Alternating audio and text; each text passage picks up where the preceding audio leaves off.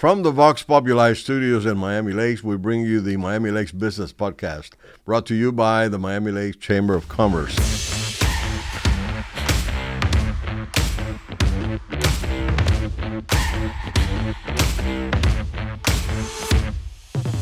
Welcome, everybody, and today we're welcome to our studios Dr. Gilberto Concepcion from the Larkin's Hospital.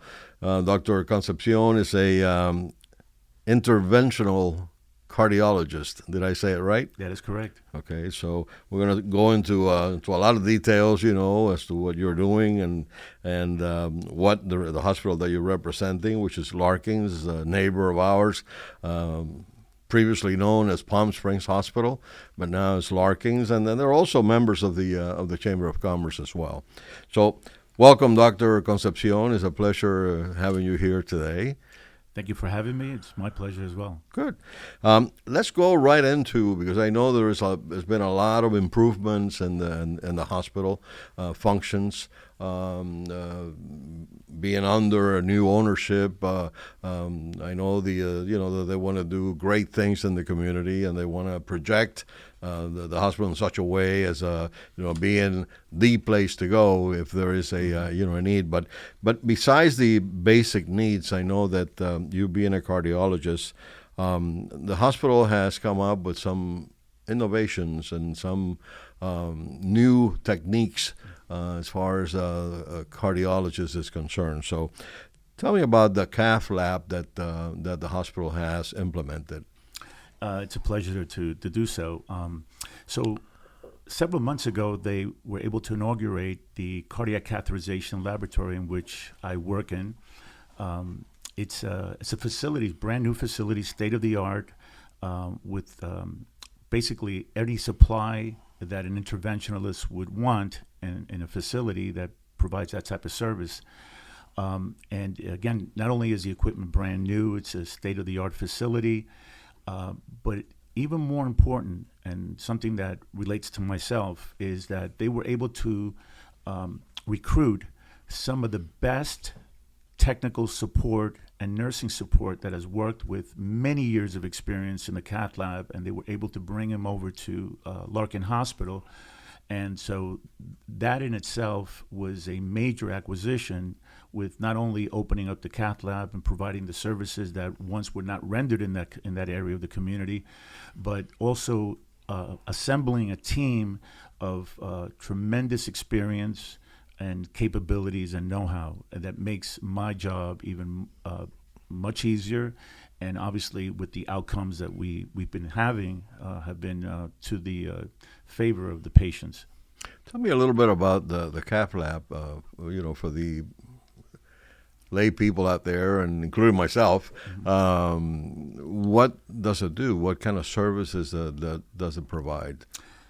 The cath lab is the area in which we do these certain procedures that are heart related, basically starting with a diagnostic coronary angiogram. And in lay terms, that's basically taking a picture of the arteries of the heart, the arteries that supply blood supply and that are responsible for heart attacks or chest pain of cardiac origin, which is called angina pectoris.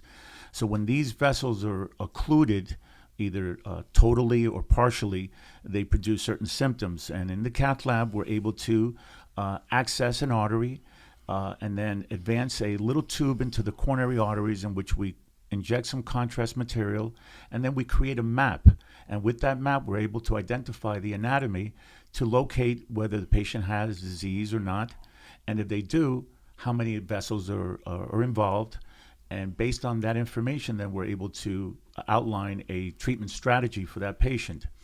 If the patient has, say, a significant blockage, whether it's 100% or 90% or 80%, and we decide to go ahead and do an intervention, meaning we place a balloon at the level of that obstruction, and we dilate the vessel, and then we pass a stent, which is sort of like a little mesh inside the artery to amplify the diameter and kind of squash that plaque to enhance blood flow through the vessel to alleviate symptoms and obviously abort, in the case of acute heart attack, abort a heart attack. So this is the capability that we have there. We also have the capabilities aside from the coronary intervention, to do electrophysiological studies, pacemaker implantations, defibrillator implantations, which is basically a shock box for patients that are high risk for sudden death. So all these capabilities and services are now provided with the presence of a cardiac catheterization laboratory. Mm-hmm. So having the cath lab and having, I'm sure that you have provided the hospital with a proper staff and, to help you, carry out all those, taking care of all those situations for patients. Tell me how the Larkin's Hospital differs from any of the other hospitals, let's say around in our area, like the Palmetto, I'm not sure whether I can say names, but the Palmetto Hospital or the Hialeah Hospital, hospitals that are nearby. What makes Larkin's different and more effective than those other two hospitals?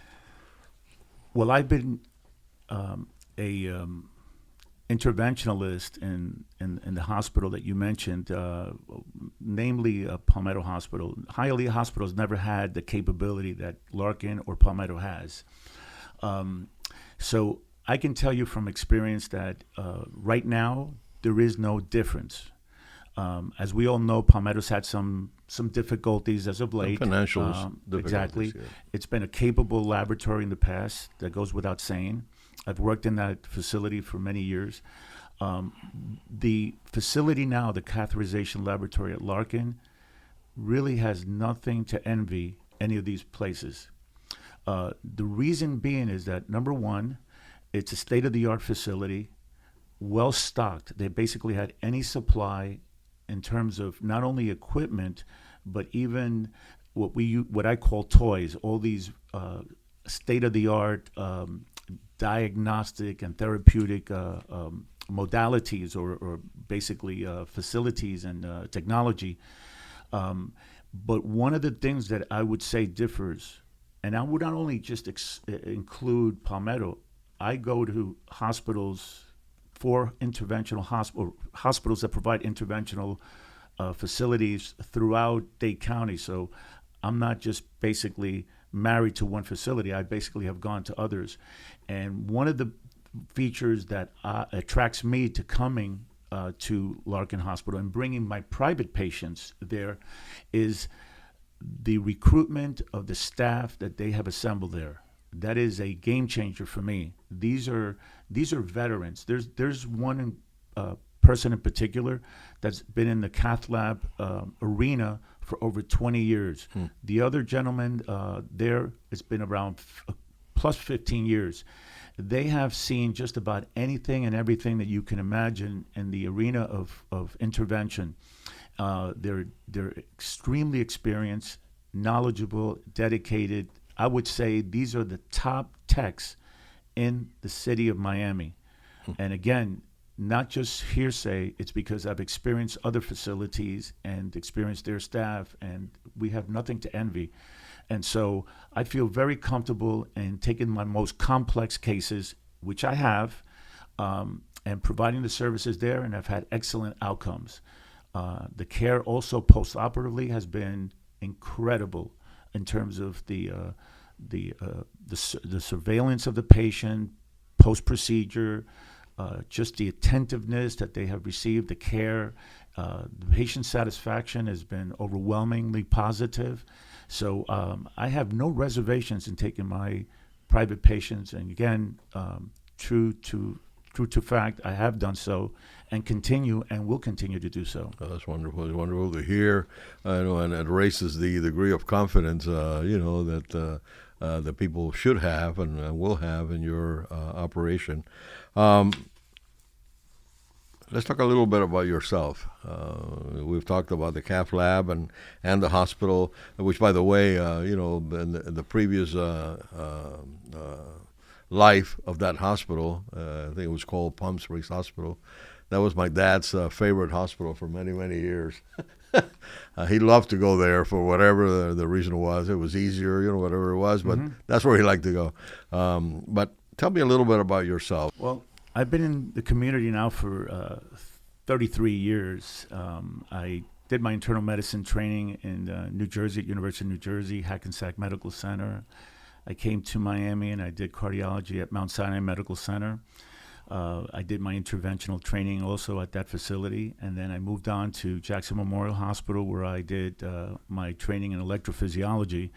So I can say that I'm the only person right now in Miami that did training in both interventional cardiology and electrophysiology. I always tell the patients that I'm your plumber and electrician of your heart, all in one. I've been in the community for 33 years when I finished in 1991 at Jackson, and I've been in practice since, private practice that is, and I continued to practice with an office in South Miami Hospital, across the street from Larkin Hospital, and also at the Palmetto General Hospital office facilities. I have an office practice there as well. I do go to several hospitals in the Miami area, from Mount Sinai to Mercy, to Palmetto Hospital, and obviously the Larkin facilities. So I have the capability of moving around, if you will. Well, that's wonderful. And it's been a nice ride. It's been 33 years, but it seems like it's been less than that. As we mentioned before, time seems to fly, but it always seems to fly when you're having fun. I know. Yeah, where you're doing what you like. Exactly. Which is, if you do what you like, it's so you're not. It's not a real job. It's something that you do it because you like it, so you enjoy it. I know as part of people's concern out there. Is the fact of that maybe not enough prevention is carried out by people. People when they get sick, they go, but there's not a whole lot of prevention. Only what you hear on TV, or you see on TV, or hear in a conference that you may attend, or whatever. Does the hospital or you thought or are thinking of doing any kind of prevention carry out with the community? I think it's an important thing to bring out. That's such a great question, and we could probably spend not one but maybe 10 podcasts on the prevention of disease, primary prevention, because that is the key. What we're speaking here is secondary prevention. People already have a disease, and now you're trying to ameliorate a situation that is now chronic and lifelong. The key is, as you mentioned, primary prevention. Try to prevent you from developing disease that's going to haunt you for the rest of your life, and that is a multi-pronged question that requires a lot of discussion. But yes, I think that the residents today are being taught more on nutrition, more on preventing potential or trying to reduce the risk factors that lead to heart disease. As you well know, is the number one cause of death among men and women in their 60s.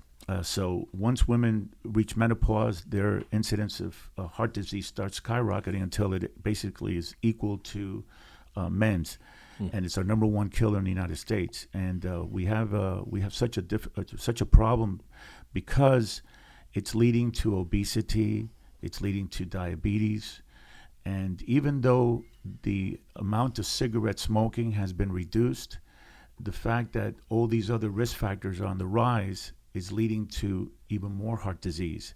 So your point is well taken that the emphasis, not only on a community level, but on a national level, is trying to educate, and I underline that word because it's the key, to try to get people to understand that really what you eat is who you're going to become. It's going to affect your life and your well-being and your health.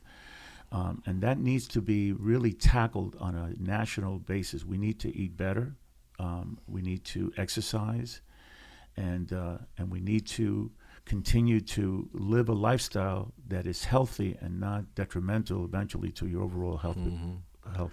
Yeah, for whatever reason, people at large, they hate to go to have a checkup, or I said the minimal that anybody could do is just to at least have a twice a year, and then if that triggers any deficiencies, then you need to attack them, and you need to try to abide by the whatever the doctor tells you. Otherwise, you're going to be in trouble. Yeah, and I think the fundamental problem that really needs to be tackled, and there's such a shroud of ignorance, and I would say even within the healthcare professionals, okay, it's nutrition.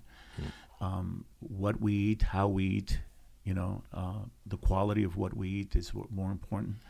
And at the end of the day, that's having a detrimental impact, because we're not eating in the right manners. We're not consuming foods that are healthy, and that's leading to chronic disease. And not only cardiovascular, but a host of other elements. I fight that war every day with my wife. She always tells me, you always make the wrong choices when we go to restaurants. Why don't you make the right thing? Choose what I choose. Because she's very good, with what things that could harm you. Mm-hmm. But I think so far I think I take good care of myself, and I just turned 78 last week, so. And I feel pretty good. Sometimes it's hard to teach an old dog new tricks, huh? The proverbial saying. One thing that I like to do, Doctor, is to invite you and your staff to be a part of our chamber. I know the hospital is a member, but to be part of one of our networking events. So that people can meet you, and not only that, but even invite you as a guest speaker, one time this coming year. I think that you have a great topic, to talk about that affects, all of us. So I really like to do that, and having, the staff there with you, or part of the staff, they could talk about prevention, and they could talk about, things that could make, things better for the people at large. So, I really like to thank you for being here and taking the time. I know you're a busy man, taking the time for being here with us today. It's my pleasure, and appreciate the invitation. It'll be my pleasure to attend because it's something that I'm passionate about, and I think that you hit a very important topic in terms of primary prevention, in terms of cardiovascular diseases, and I think the word needs to obviously be put forth to the community as a whole, that there are things that we can do for prevention, and that there are allied professionals that care and that can sort of lead you in the right path. Mm-hmm. So the Larkin Hospitals is located off 49th Street in Hialeah. I know it's off 49th Street.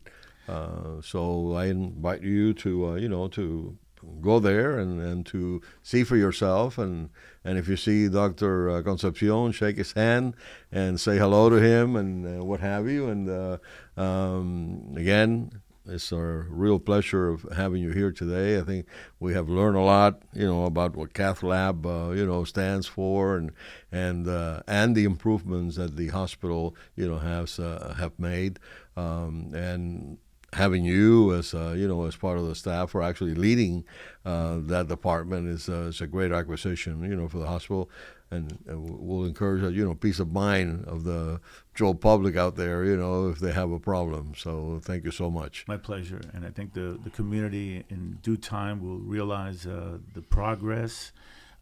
The services now being provided by Larkin Hospital that were not there before, and I think that there's a promising future for the hospital. I think it's very good news for the community, and I think it's a win-win situation for everyone involved. Well, that's encouraging to hear. Thank you so much for being here, and until next time.